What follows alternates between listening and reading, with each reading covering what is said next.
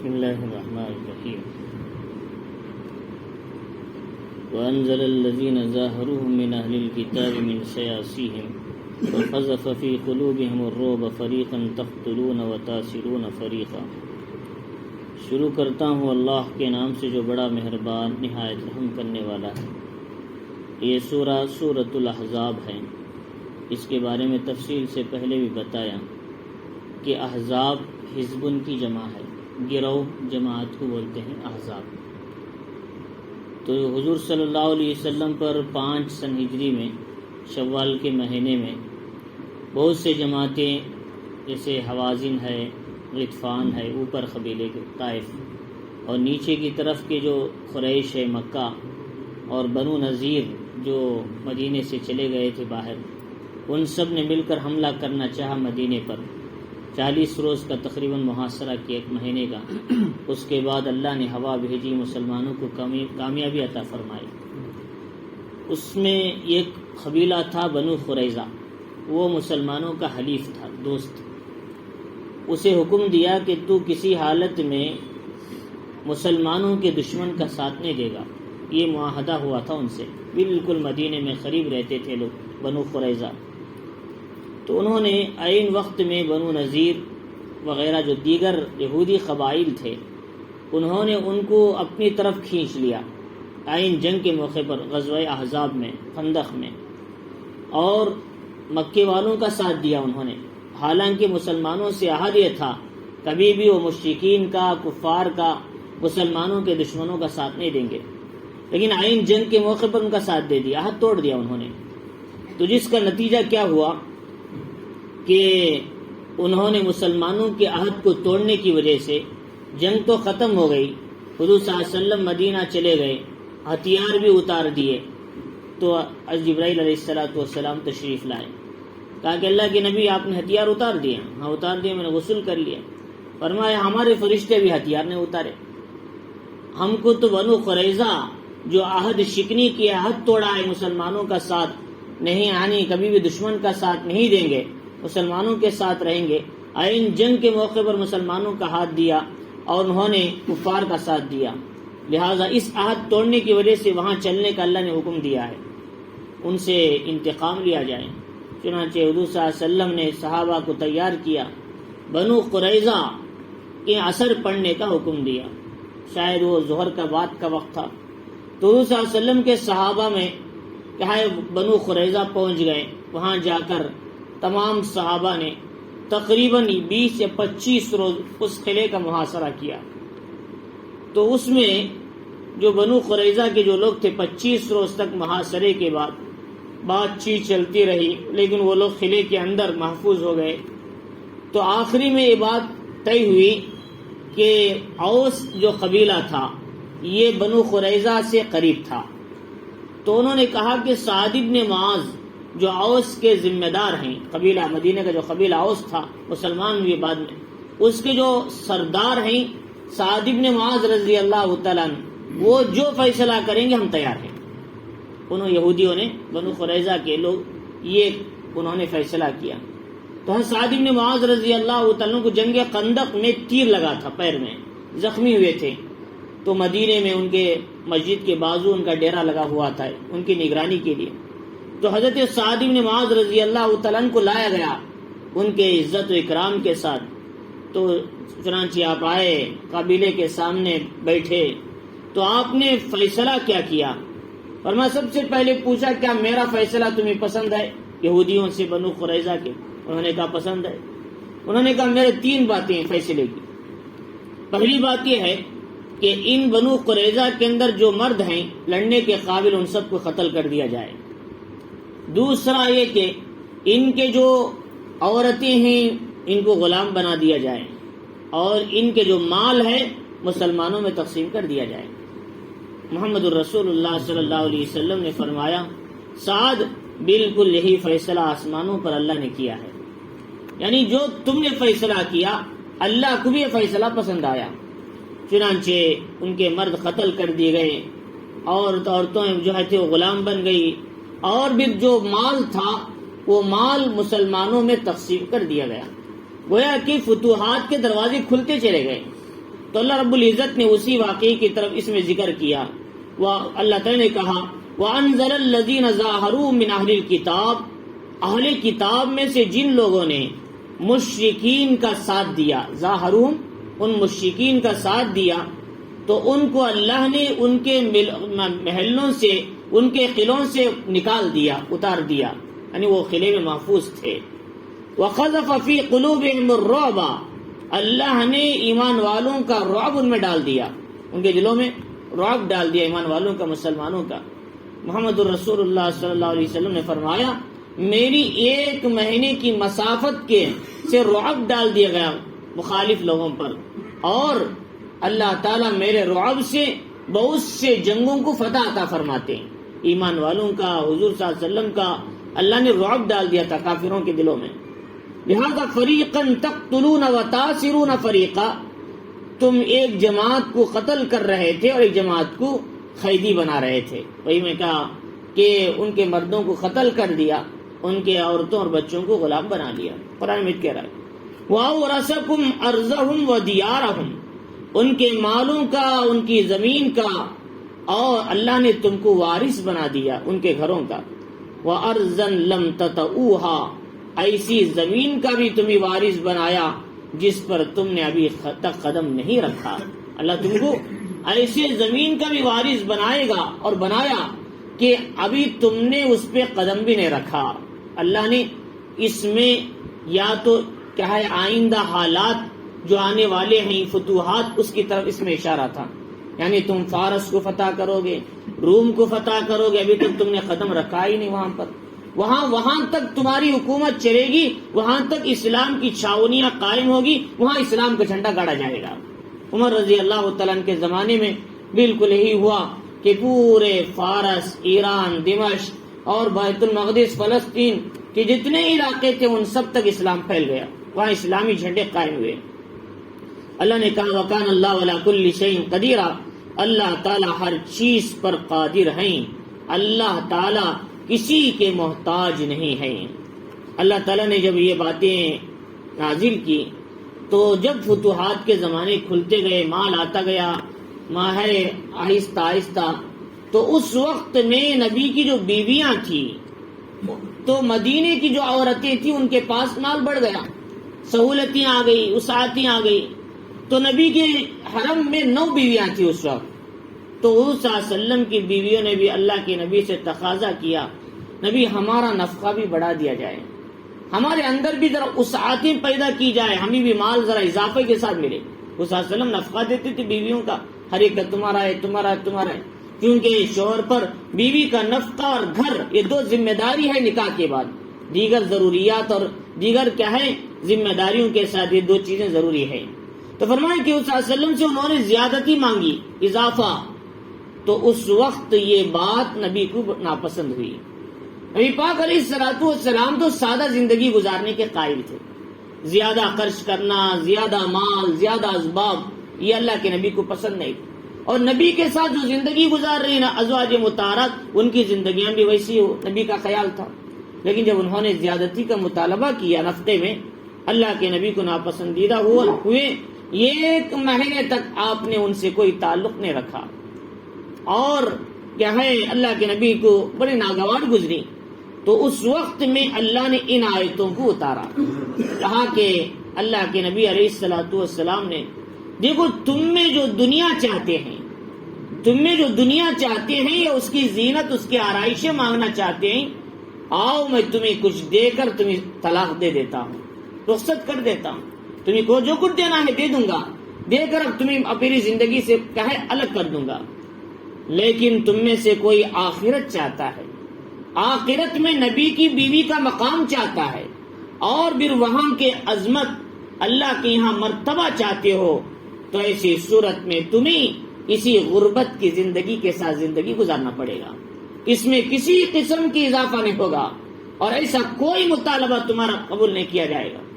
تو اللہ تعالیٰ نے اس کے بارے میں آیتیں اتاری. یا ایھا النبی قل لازواجک، اپنی بیویوں سے کہہ دیں، ان کنتن تردن الحیات الدنیا، اگر تم چاہتے ہو دنیا کی زندگی، او زینتہا، اس کی زینت، اس کی آرائشیں، فتعالین امتعکن وسرحکن سراحا جمیلا، آؤ میں تمہیں جو دینا ہے دے کر رخصت کر دیتا ہوں۔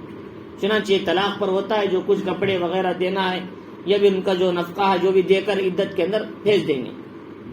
وَإِن كُنتُنَّ تُرِدْنَ اللَّهَ وَرَسُولَهُ، لیکن اگر تم اللہ اس کے رسول چاہتے ہو اور آخرت کا گھر چاہتے ہو، فَإِنَّ اللَّهَ أَعَدَّ لِلْمُحْسَنَاتِ مِنكُنَّ أَجْرًا عَظِيمًا، اللہ ایسی محسنہ مستورات کے لیے تم میں سے بڑا اجر تیار کر رکھا ہے۔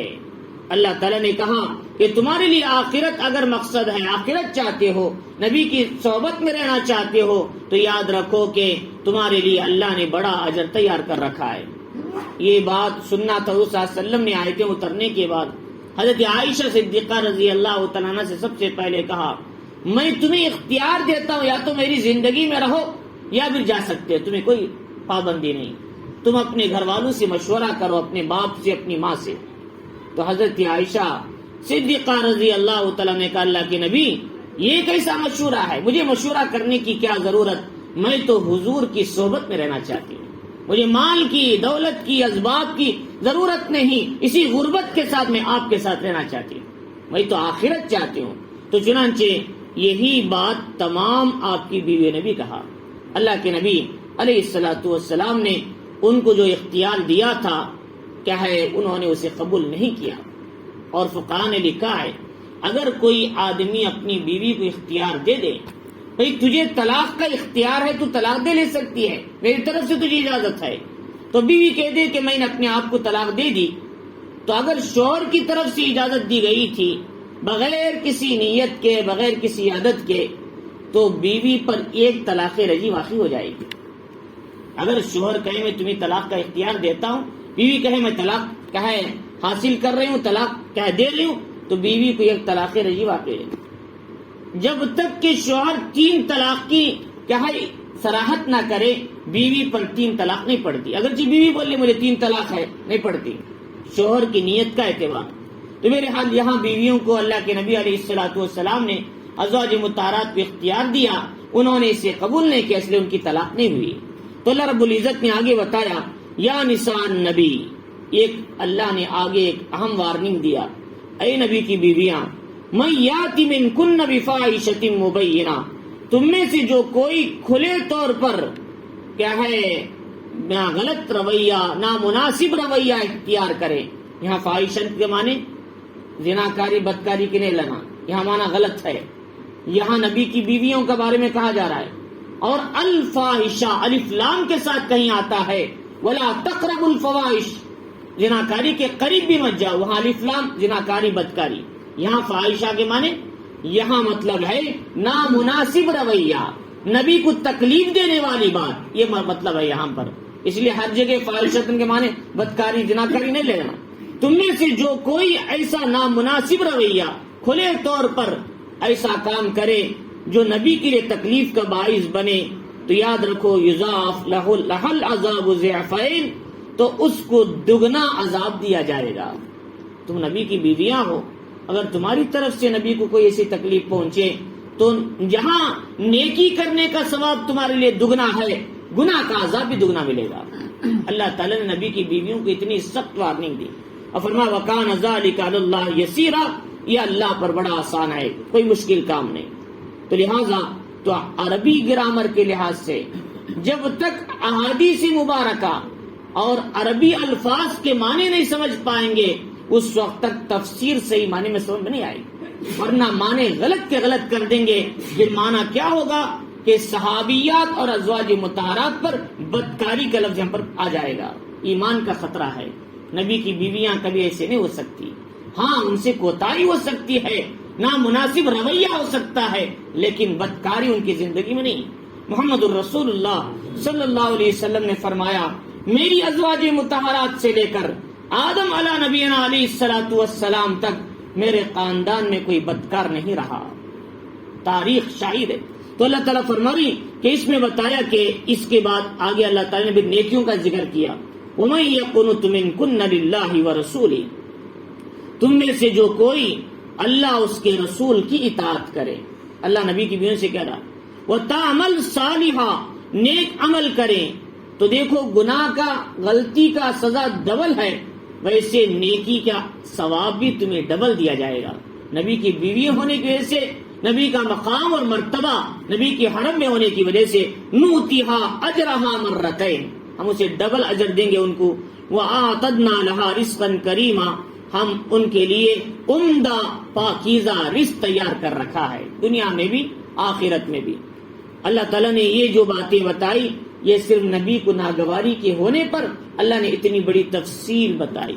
محمد الرسول اللہ صلی اللہ علیہ وسلم ہمیشہ یہ چاہتے تھے کہ دنیا کی زندگی، اس کی آرائشیں، اس کے آرام سے دور رہ کر زندگی گزاریں اور زیادہ اساتے نہ ہو۔ اللہ کے نبی علیہ الصلوۃ والسلام دنیا سے گئے اس حال میں آپ کے گھر میں چراغ جلانے کے لیے تیل بھی نہیں تھا، دور کی بات وراثت، مال، دولت کچھ نہیں، اس حالت کے ساتھ حضور دنیا سے چلے گئے۔ فرمایا یا نساء نبی، فرمایا اے نبی کی بیویاں، لستن کاحد من النساء، تم عام عورتوں کی طرح نہیں ہو، تمہارا مقام الگ ہے، تمہارا مرتبہ الگ ہے، تم نبی کی بیویاں ہو، امت کی مائیں ہو۔ اللہ نے قرآن میں فرمایا کہ اللہ کے نبی کے بارے میں بتایا کہ النبی اولا بالمؤمنین من انفسہم وازواجہ امہاتہم، نبی ایمان والوں سے ان کے جانوں سے بھی زیادہ ان پر حق رکھتے ہیں، اور نبی کی بیویاں امت کی مائیں ہیں، لہذا نبی کی بیویوں کے بارے میں ذرا یہ فرمایا کہ تم عام عورتوں کی طرح نہیں، تمہارا مقام اونچا اور بلند ہے۔ ان اتقیتن، اگر تم بچ کر رہو، تقوی اختیار کرو، پرہیزگاری اختیار کرو، فلا تخضعن بالقول فیطمع الذی فی قلبہ مرض وقلن قولا معروفا، فرمایا کہ تم جب کسی سے بات کرو تو تم بات کو اس انداز سے کرو کہ تمہاری بات میں سختی آ جائے، تاکہ جو آدمی تمہارے سامنے بات کرنے والا ہے، تمہارے نرم بات کرنے کی وجہ سے اس کے دل میں کوئی غلط خیال پیدا نہ ہو جائے۔ اللہ تعالیٰ نے جیسے عورتوں کی کشش کیا ہے، مردوں کی کشش عورتوں میں رکھی ہے، ویسے عورتوں کی کشش مردوں میں بھی رکھی ہے۔ کوئی نرم سے بات کرے فون کے اندر، جب اس آدمی کے دل میں غلط خیالات آ جاتے ہیں، اس لیے فرمایا اجنبی مرد اگر کبھی فون کر دیں، پہلی بات تو عورتیں نہیں اٹھانا، پہلی بات تو مرد کا فون عورتیں نہ اٹھائیں، بیویاں اگر اٹھا لیں تو سختی سے بات کریں، اس انداز سے کہ سامنے والے کے دل میں اگر روگ ہے تو اس کے دل میں کوئی برا خیال نہ آئے۔ قرآن مجید نے اس کو بتایا، وَقُلْنَ قَوْلًا مَعْرُوفًا، قاعدے کے مطابق ذرا سخت رویہ اختیار کرو بات کرنے میں، نہ ڈٹ کر بات کرو۔ اب فرمایا یہ تو کیا ہے، معاشرے کی اصلاحی باتیں تھیں، یہ صرف نبی کی بیوی کے لیے نہیں یہ مسئلہ، یہ جو آیت ہے اب بتایا کہ سخت بات کرنا، یہ حکام صرف نبی کی بیویوں کے لیے نہیں، پوری امت کے مسلمہ کی بیویاں اور جو کیا ہے ان کے ساتھ جو عورتیں ہیں ان کے لیے مسئلہ ہے، سختی کے ساتھ۔ آج نبی مردوں سے ضرورت پڑے تو بات کرو، نرمی سے نہیں، فرمایا وہ بھی ضرورت کیا ہے، وقت ضرورت میں۔ وَقَرْنَ فِي بُيُوتِكُنَّ وَلَا تَبَرَّجْنَ تَبَرُّجَ الْجَاهِلِيَّةِ الْأُولَى، یہاں رہ کر ایک مسئلہ سمجھنا ہے۔ ہمارے یہاں محلے میں جاتے رہتے ہیں ہم لوگ، گشت میں جاتے ہیں، ملاقاتوں میں جاتے ہیں، ویسے چلتے پھرتے اڑتے بیٹھتے، ہمارے یہاں ماحول بن گیا کہ ایک بازو محلے میں جو عورتیں رہتی ہیں ان کو سلام کر دیتے ہیں۔ فرمایا عورتوں کو سلام کرنا اجنبی مرد اور مردوں کا عورتوں کو سلام کرنا حرام ہے، اجنبی عورتوں کو سلام کرنا حرام ہے، درست نہیں۔ لہذا اس لیے نہ مرد عورتوں کو سلام کرے، نہ عورتیں اگر سلام کرے تو مرد اس کا جواب دیں، مردوں کو جواب دینے کی اجازت نہیں۔ اگر خصوصاً وہ بڑی عمر کی ہیں، اگر وہ یعنی ہم عمر ہیں یا پھر کیا ہے نوجوان ہیں تو بالکل اجازت نہیں ہے۔ ہاں اگر 80-90 سال کی بڑھیا ہیں، ہماری ماں کے درجے کی ہیں، جو ایسی وقت میں کوئی سلام کر دیں تو پھر ان کے جواب دینے میں کوئی مسئلہ نہیں ہے، لیکن جوان عورتوں سے یا ہم عمر عورتوں سے سلام کرنا اور سلام کا جواب دینا جائز نہیں ہے۔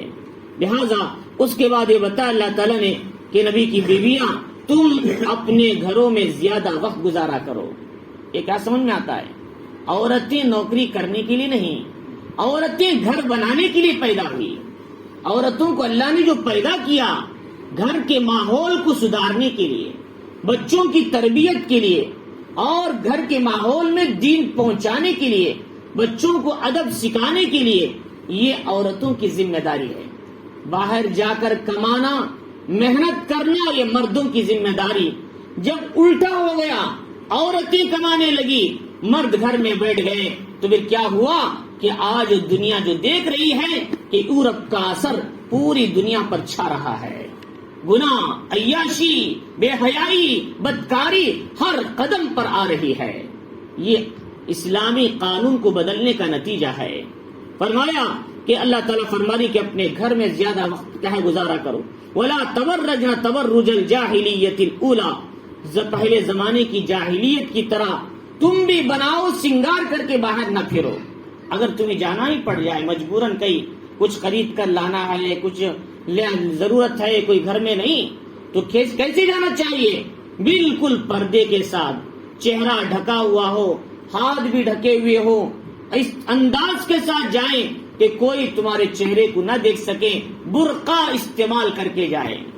اور پورے طور پر کہیں، اور ایسا کہ اپنے گھروں کے اندر بھی جہاں جیٹ رہتے ہیں، دیور ہیں، ان سے بھی پردہ ہے شریعت میں، لہذا ان کے ساتھ بیٹھ کر کھانا کھانا کیا ہے دیور اور جیٹ کے دونوں کے کیا آمنے سامنے، یہ بھی درست نہیں ہے پردے کے لحاظ سے۔ لہذا اس لیے فرمایا کہ ہمارے یہاں بزرگوں کا ماحول یہ تھا کہ عورتیں پہلے کھا لیتے تھے، ان کے اٹھنے کے بعد پھر سارے مرد بیٹھ کر کھاتے تھے۔ آج بھی ہمارے بزرگوں کے یہی ترتیب چل رہی ہے۔ حضرت مولانا اشرف علی باقوی رحمہ اللہ، ان کے گھر میں میرے جب تک مجھے یاد ہے، میں مدرسہ ارشاد میں پڑھ رہا تھا، حضرت یہی ترتیب سے اپنے گھر کو چلایا تھا 50 سے 60 سال تک۔ ان کے والد صاحب کے زمانے سے یہ ترتیب چل رہی۔ خود مولانا لطف اللہ صاحب کئی مرتبہ اپنے بیانات میں اس کی وضاحت بھی کیا۔ تو فرمایا اس طریقے سے کہ خاص طور سے جب گھر میں ہیں تو یہ پورا سر سے لے کر یہاں گلے تک پورا ہے پردہ ہونا چاہیے، صرف چہرہ نظر آ سکتا ہے، وہ بھی کیا ہے محرم کے سامنے، محرم بیٹا ہے، بھائی ہے، چچا ہے، یہ ان کے سامنے، ورنہ بھی دیور جیٹ ان کے سامنے بھی پردہ ہے۔ تو فرمایا اس طریقے سے کہ فرمایا کہ تم زمانے جاہلیت کی طرح بند سنگار کر کے نہ پھرو۔ اب تم ہم سب غور کر سکتے ہیں، آج شادیوں میں عورتیں کتنا بناؤ سنگار کر کے بغیر پردے کے آتی ہیں، اور پھر کیا ہے آمنے سامنے بیٹھ کر کھانا، کتنی بے حیائی کا مظاہرہ ہوگا۔ لہذا اس سلسلے میں مسلمان بہت کوتاہی میں ہیں، لہذا کھانے کے سلسلے میں عورتوں کا الگ رکھا جائے، مردوں کا پردے کا انتظام الگ رکھا جائے، تاکہ ایک ترتیب باقی رہے اسلام کی۔ اور فرمایا دوسری بات یہ بتائی کہ جب باہر عورت نکلے تو بناؤ سنگار نہیں نظر آنا چاہیے، ساتھ میں خوشبو، سینٹ، اسپرے، ایسی چیزیں مار کے بھی باہر نہیں جانا چاہیے۔ ہاں اگر کوئی بیوی اپنے شوہر کے لیے عطر استعمال کرنا چاہے گھر میں کر سکتی ہے، لیکن جب باہر نکلے سینٹ یا اسپرے، ایسی چیزیں جو جس کی خوشبو مہک کر آتی ہے، فرمایا نبی پاک علیہ الصلوۃ والسلام نے اگر کوئی عورت خوشبو استعمال کر کے بازار میں جاتی ہے تاکہ لوگوں کی نظریں میری طرف متوجہ ہو، فرمایا ایسی عورت شریعت کے نظر میں زانی ہے، اللہ کے نبی علیہ الصلوۃ والسلام نے فرمایا۔ تو یہ ساری باتیں حضور نے کیوں بتائی؟ ہماری زندگی کی اصلاح ہو جائے، معاشرہ صحیح ہو جائے اور بدکاری کے دروازے نہ کھلے۔ اور فرمایا وَأَقِمْنَ الصَّلَاةَ، اور نماز قائم کرو، وَآتِينَ الزَّكَاةَ، اور زکوٰۃ دیتی رہا کرو۔ پہلی بات حکم دیا گھر میں رہو، دوسری بات حکم دیا پردہ کرو، زینت صرف اپنے شوہر کے لیے، باہر لوگوں کو دکھانے کے لیے نہیں، اور تیسرا نماز قائم کرو۔ نماز پڑھنے سے زندگی کی اصلاح ہوتی ہے، لہذا اب یہ عورتیں سمجھتی ہیں تراویح کی نماز مردوں کے لیے اور نوافل مردوں کے لیے، سنتیں مردوں کے لیے، فرائض مردوں کے لیے، عورتوں کے لیے کچھ نہیں ہے۔ قرآن کیا کہتا ہے؟ عورتیں بھی نماز پڑھو، وَأَقِمْنَ الصَّلَاةَ، نماز قائم کرو۔ جیسے مرد مسجد میں نماز پڑھتے ہیں، عورتیں وقت ہوتے ہی مصلی بچھا کے نماز کھڑ جائیں، ان کے لیے اذان ضرورت نہیں ہے۔ ٹائم شروع ہو گیا نماز پڑھ لو، اذان ضرورت نہیں، اذان تو مسجد میں جماعت کرنے والوں کے لیے ہے، عورتوں کے لیے نماز وقت شروع ہوتی ہے، نماز کھڑ سکتی ہے۔ فرمایا نماز قائم کرو. قائم کرنے کا مطلب وقت پر پڑھو، قضا کر کے نہ پڑھو، وضو اچھی طرح کرو، خشوع اور خضوع سے پڑھو، عورتوں کی جو نماز کا طریقہ ہے اس کے مطابق پڑھو، اور کیا ہے سنت کے خلاف نماز نہ پڑھو. آج سنت کے خلاف بھی نماز بڑی ہو رہی ہے. فرمایا کسی نے کہہ دیا کہ اپنے کمر کو بالکل اٹھا کے ایسے رکھنا چاہیے مردوں کی طرح. اب بعض عورتیں ایسے شروع کر دیا. عورتوں کو حکم دیا تم دب کر سجدہ کرو زمین سے. فرمایا اپنے پیروں کو بچھاؤ اور اپنے ہتھیلیوں کو یہاں تک اٹھاؤ. فرمایا اپنے ہتھیلیوں کو یہاں باندھو. یہ سب سنت حدیث سے ثابت ہے. فرمایا نماز عورتوں کی جو ثابت ہے اس کے مطابق پڑھو. واقعنا الصلاۃ. اور فرمایا دوسری بات یہ بتائی وآتینا الزکاۃ، اور زکات دیا کرو. نماز جیسے ضروری ہے اللہ کے حقوق، ویسے اپنے سونے اور چاندی کی زکات بھی نکالا کرو. اب یہ مسئلہ چل پڑا ہے بھائی عورتوں کے مال میں زکات نہیں کیونکہ پہنتی ہیں.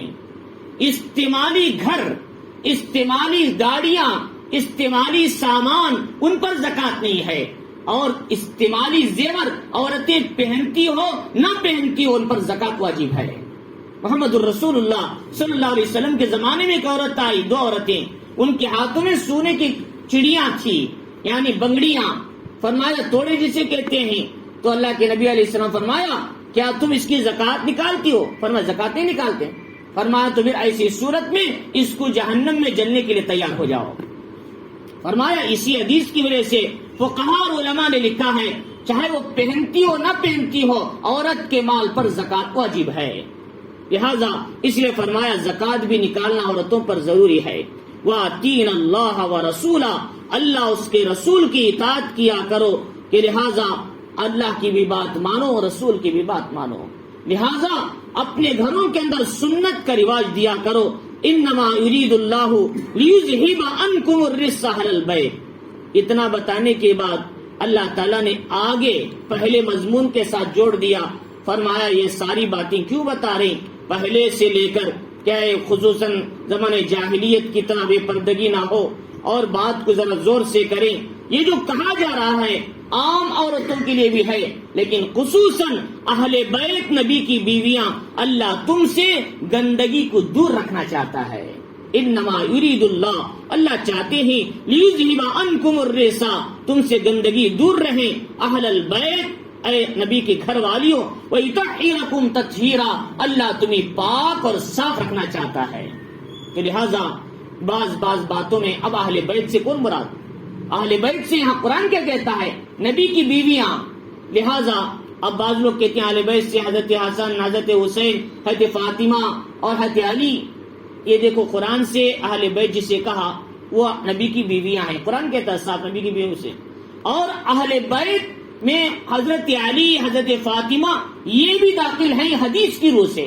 نبی پاک علیہ الصلوۃ والسلام کے زمانے میں ایک مرتبہ ایسا حضور صلی اللہ علیہ وسلم بیٹھ گئے اپنی بڑی شال لے کر.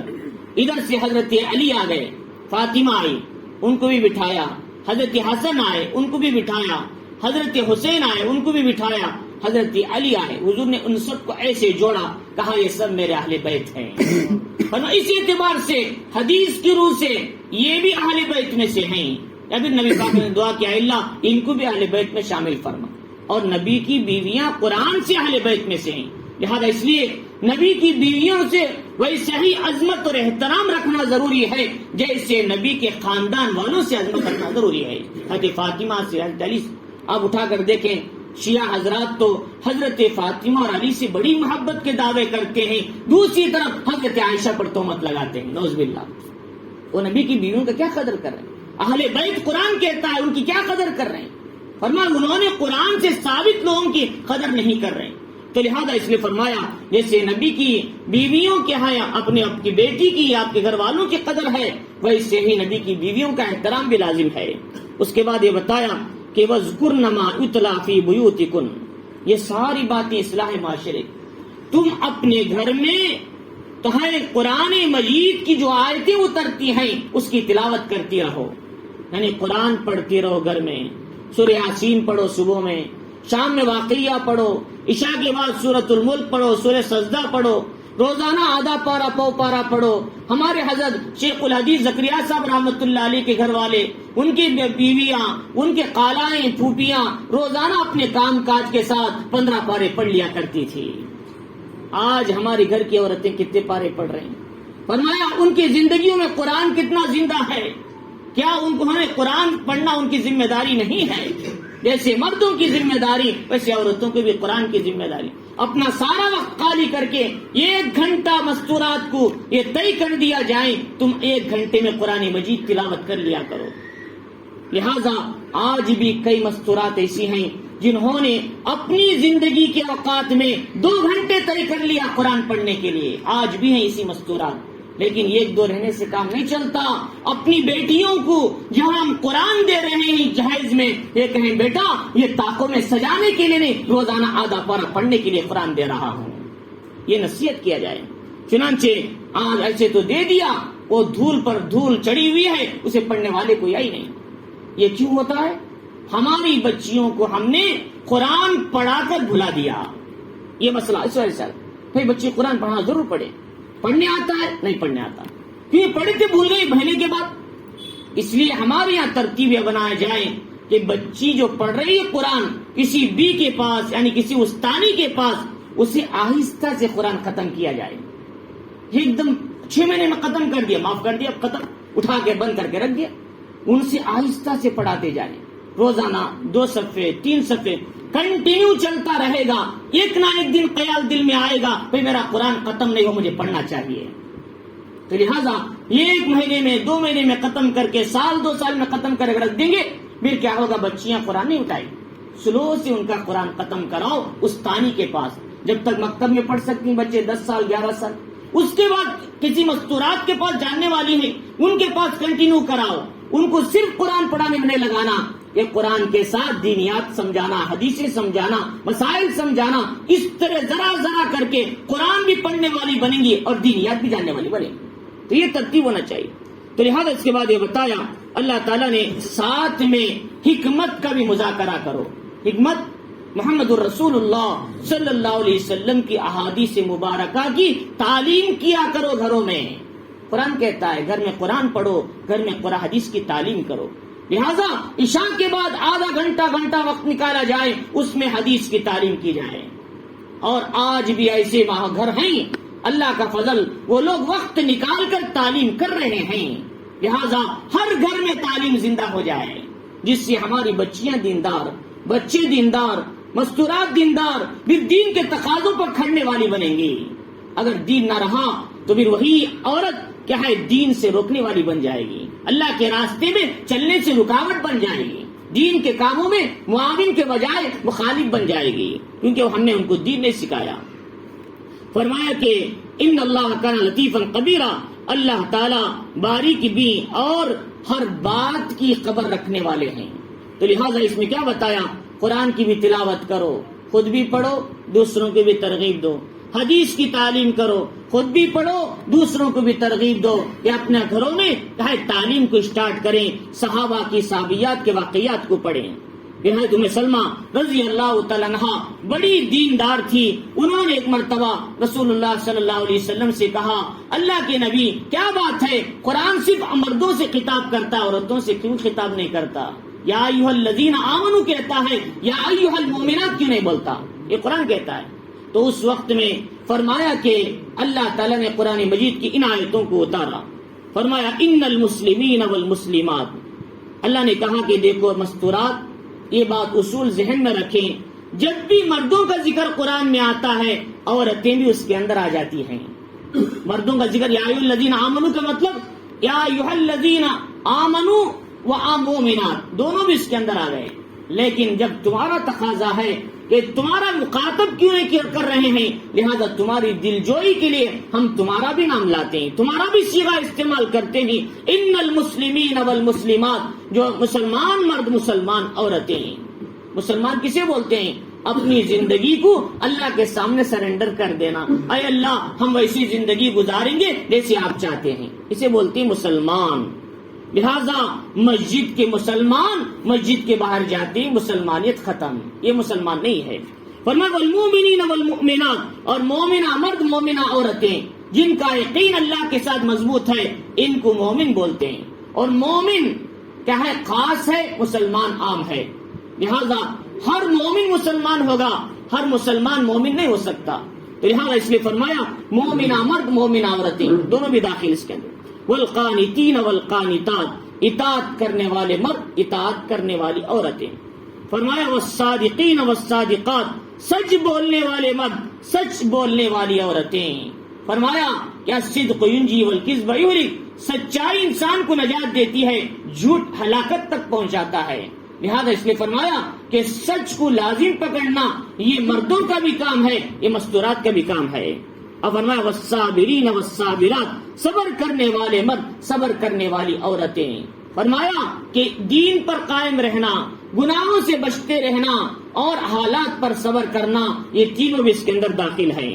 فرمایا والقاشعین والقاشیات، چھوٹے بن کر عاجز رہنے والے مرد عاجز رہنے والی عورتیں. یعنی مطلب اپنے آپ کو چھوٹا بنا کر رہتے ہیں اور اللہ کے سامنے کیا ہے چھوٹے بن کر رہتے ہیں، عاجزی اختیار کرتے ہیں، اطاعت کرتے ہیں. فرمایا والمتصدقین والمتصدقات، صدقہ کرنے والے مرد صدقہ کرنے والی عورتیں.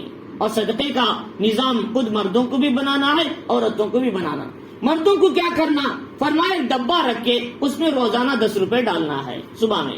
اور عورتوں کو کیا حکم دینا؟ کوئی آدمی غریب مستحق آ جائے اس میں سے اٹھا کر دیتے جانا. ہم بھی صدقہ نکالنے والے بنیں گے، عورتیں بھی صدقہ نکالنے کے عادی بنیں گے. ورنہ کیا ہوگا؟ ہم تو صدقہ دینے والے بنیں گے، عورتوں کے اندر صدقے کی عادت نہیں آئے گی.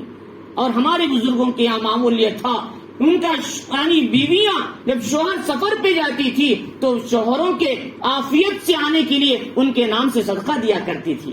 یہ ہمارے بزرگوں کے گھر والیوں کا معمول تھا. تو لہٰذا ہمارے ہر کام میں صدقے کی عادت بنا لیں. شادی سے پہلے صدقہ دیں، اللہ حالات کریں. گھر بنانے سے پہلے صدقہ دیں، اللہ حالات کو صحیح درست کریں. فرمایا اس کے بعد یہ بتایا والصائمین والصائمات، روزہ رکھنے والے مرد روزہ رکھنے والی عورتیں. یہ بھی کیا ہے ان کی صفات میں بتایا.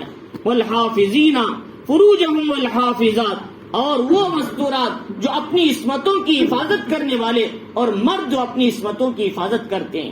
محمد الرسول اللہ صلی اللہ علیہ وسلم نے معراج کے سفر میں دیکھا کہ کچھ لوگ ان کے سامنے ایک اچھا کھانا بھی رکھا ہے اور بدبودار کھانا بھی رکھا ہے، اور کچھ لوگ کیا ہے اچھا کھانا کھانے کے بجائے بدبودار سڑا ہوا غلیظ کھانا کھا رہے ہیں، غلیظ چیزیں کھا رہے ہیں. پوچھا جبرائیل امین یہ کون لوگ ہیں؟ اللہ کے نبی علیہ الصلوۃ والسلام یہ آپ کی امت کے وہ لوگ تھے جن کے پاس پاک باز بیویاں تھی، ان کو چھوڑ کر غیر عورتوں سے رات گزارتے تھے. فرمایا اور ان کے پاس پاک وہ عورتیں جن کے پاس پاک باز شوہر تھے، باوجود اس کے وہ غیر مردوں کے ساتھ رات گزارتے تھے. ان کی سزا یہ دی جا رہی ہے. ان کو اچھا کھانا نصیب نہیں ہو رہا ہے، گندگی نصیب ہو رہی. فرمایا والذاکرین اللہ کثیرا والذاکرات، فرمایا ایسے ہی وہ ذکر کرنے والے مرد اور عورتیں سب سے زیادہ یہ بھی کیا ہے اللہ تعالیٰ ان کو بھی بڑے پسند کرتے ہیں.